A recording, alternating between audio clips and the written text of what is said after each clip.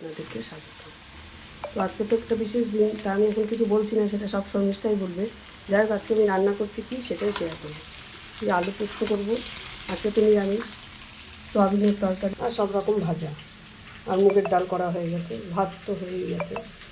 যে পোস্তটা করে রেখেছি, এবার পোস্তটা আমি দিয়ে দিচ্ছি। পোস্তর মধ্যে দিয়ে দেবো একটু শুকনো লঙ্কার গুঁড়ো।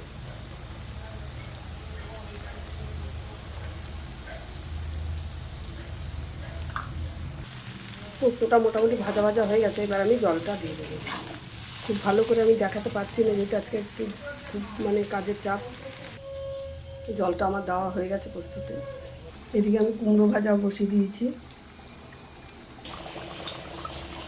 এদিকে কুমড়ো ভাজাটাও আমার প্রায় হয়ে এসছে।